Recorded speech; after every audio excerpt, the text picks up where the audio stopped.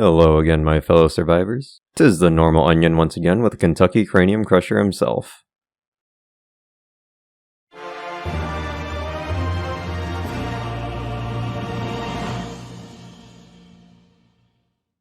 Starting off day 46, Orville checked out the bridge and we had just enough propane to clear a path to Louisville.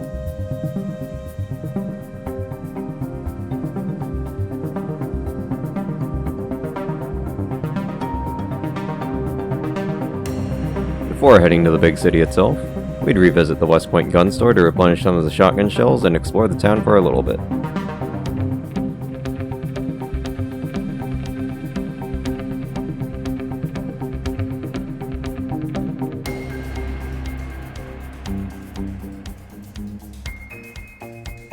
Even with all the blasting I did in the previous part, downtown still had some decently sized hordes, but nothing that'll stop Orville from breaching the police armory before he got tired and read the ever-engrossing story of Mechanics Volume 3 to sleep.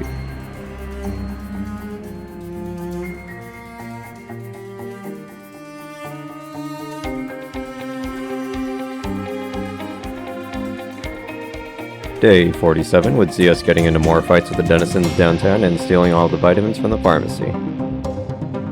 More clearing ensued on day 48, and I found some hair dye in case our hero wants to get wild for a little bit, and some friends for Skittles the Duck, Boris the Badger, and Jacques the Beaver.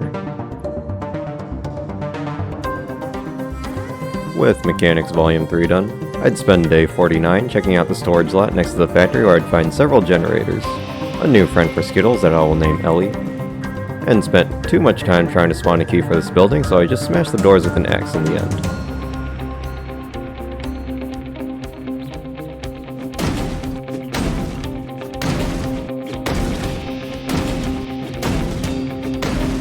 Bonked some more Zeds, set up a Jenny at the gas station across the street, filled up my wee-woo mobile, and stole one of the beds sitting in storage to enhance my sleeping experience in the West Point safe house.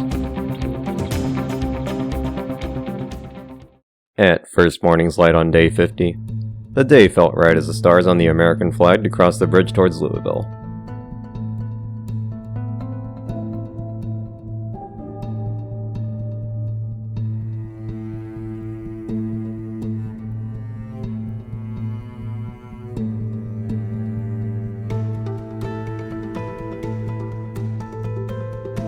Before going to the big city though, I'd make a quick pit stop at the Ruby gas station, but it seems like the Kentucky Cranium Crusher has fans here too.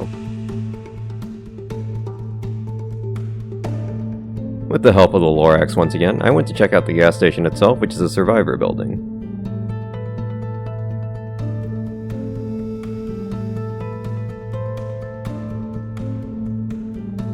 Hello there.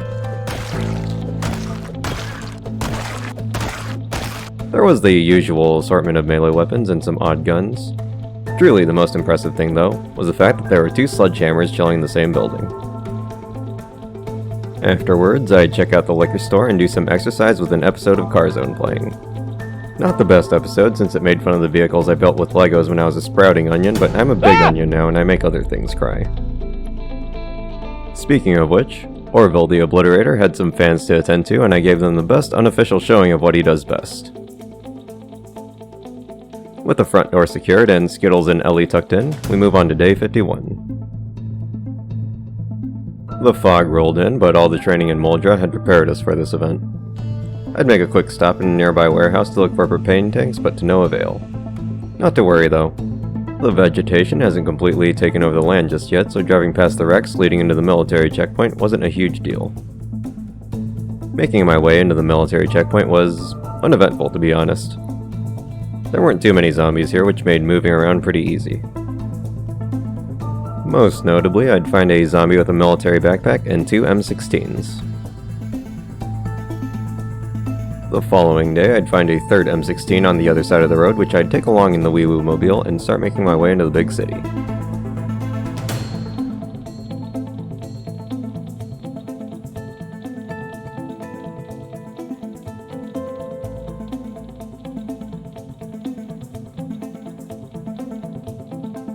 The refugee camp just past the checkpoint supplies me with a propane tank, and I take a left to drive along the river until I hit the house with the 3-car garage that I dub as the Nicolas Cage house.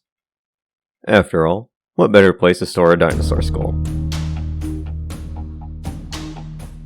There is a bit of landscaping to do out front though, and so we do it in the most American way possible. Time to rock and roll.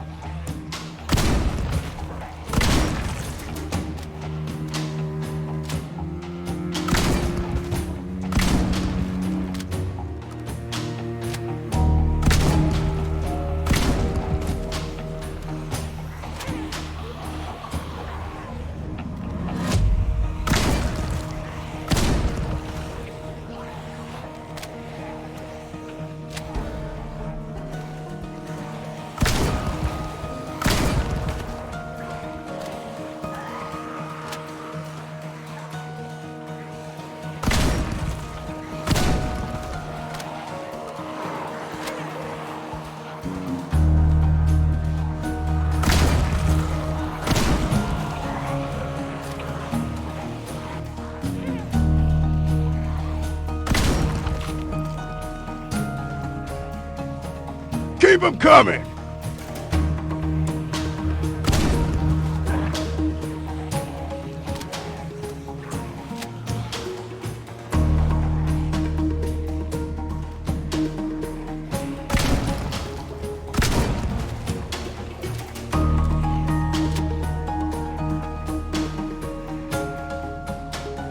Come on!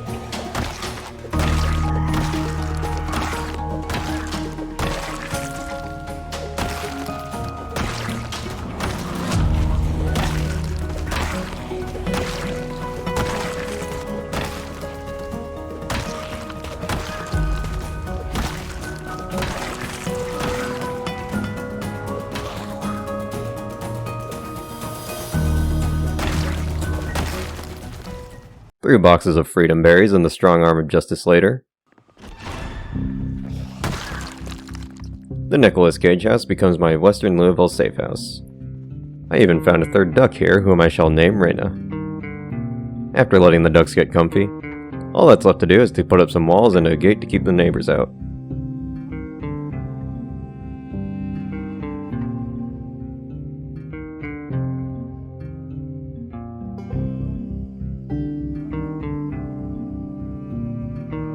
On day 53, I went to a nearby VHS store to look for Carzone Episode 3, but nothing came of it. So I just took a nice drive around southern Louisville. Now, when I say this place is massive, you could fit all of the spawn towns inside the city, and if you wanted a map of Louisville, there are 9 maps for the city which all have the same name, so good luck with that. Aside from a ton of residential buildings in this part of the city, there's a mini mall, a police station, and a strip mall in the southeast part of the city that has a tool store and a gun store. I'd also drive down the street that the Nick Cage house is on and found a whiskey distillery and some kind of electrical power grid thing before heading back to further reinforce the base and move on to day 54.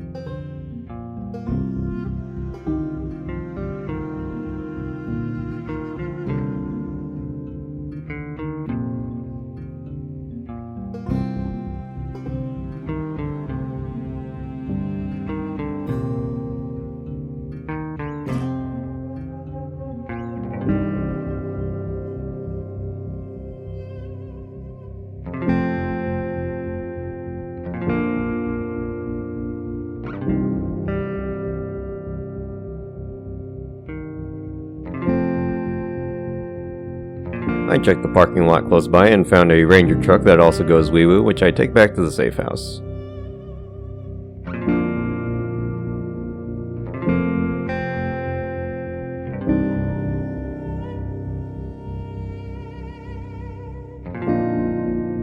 The rest of the day was spent reading Lord of the Rings to Skittles, Ellie, and Rena.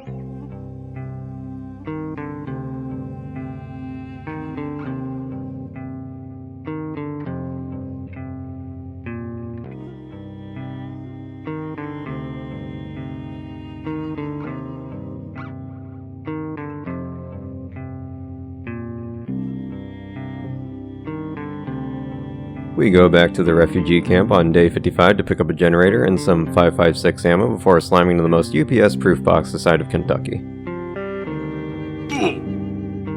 Afterwards, we hit up the gas station down the road from the Nick Cage house, and Orville does what he does best. That was smashing!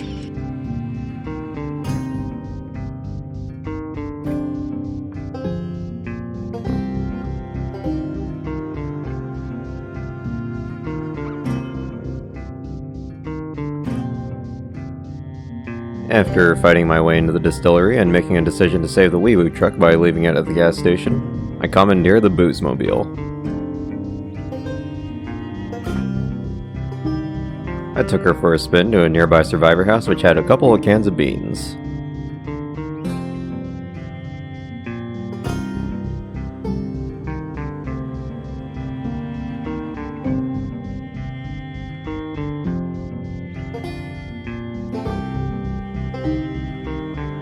Day 56 would see me going on another drive around the city despite the foggy conditions. I drove around the Louisville State University campus, and it was there that I finally found a storage trailer. The ghoul population was certainly dense, however, and after some maneuvering in an attempt to confuse them and lure them away from the trailer, I think I confused myself more. Well played, past me.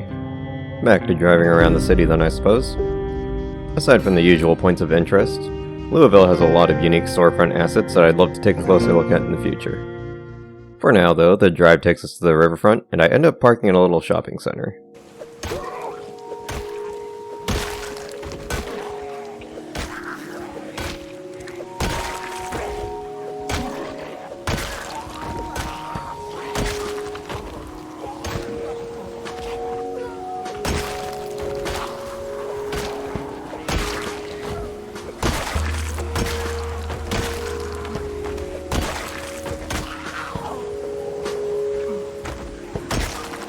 It was here, on September 2nd, with these bookworms as my witnesses, that Orville gained level 10 short blunt and earned the moniker of Orville Milam.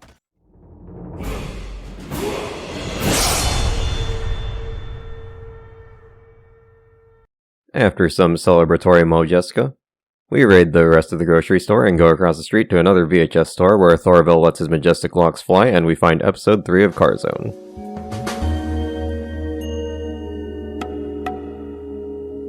With that little scouting and shopping trip done, I make my way back to the Nick Cage house.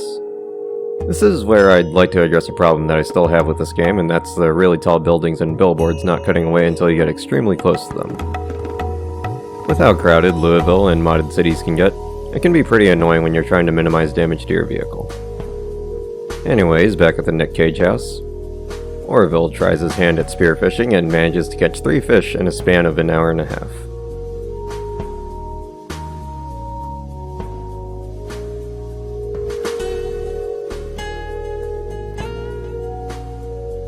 Since there isn't a generator set up here, I use the fireplace to cook today's haul and end the night with some exercise.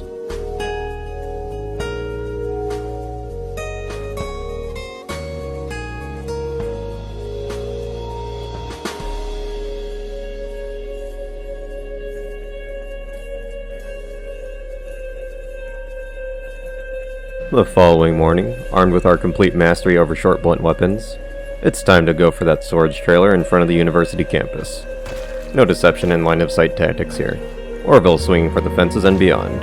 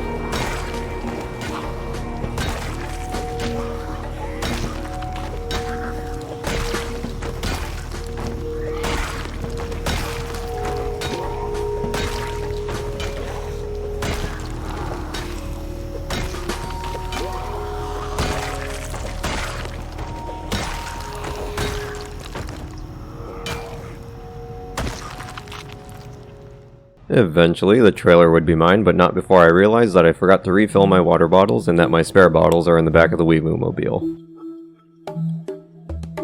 Back at the safe house at 9 p.m., I check the trailer's condition and refill my water bottles with only the finest toilet water before ending the night with the usual exercise regimen. Starting out day 58 with some loot sorting and the most interesting feature I've seen. I had the goal in mind to reach level 3 in metalworking so I can repair the trailer. Sure, it's usable as it is right now, but the lower the trailer's condition, the more likely something is to fall out of it while you're driving around. Dismantling wrecks takes me back to the campus where I found the trailer, and once again, Orville works his magic on this wrecked truck's hood.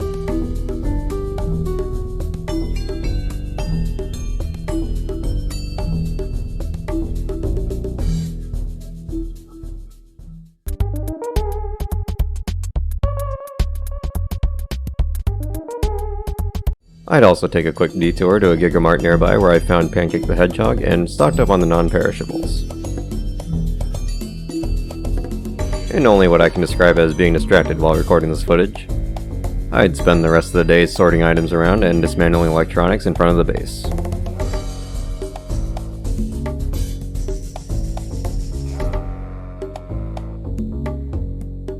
Day 59 rolls around, and after going down the road from the safe house, I reach metalworking level 3 and clear out some houses in a nearby neighborhood.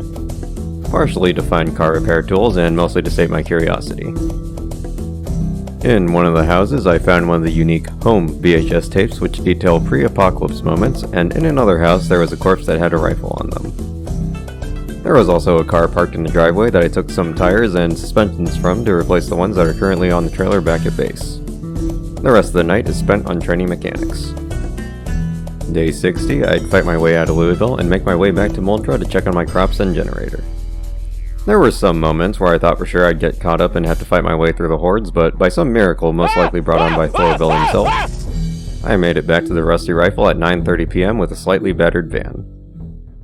After a quick perimeter check, a tragedy had occurred. The cabbages sadly did not make it while I was away on my venture to Louisville. At least the potatoes were fine though. I'd pop episode 3 of Carzone into the TV while I did some exercise to hit level 5 in mechanics and called it a night.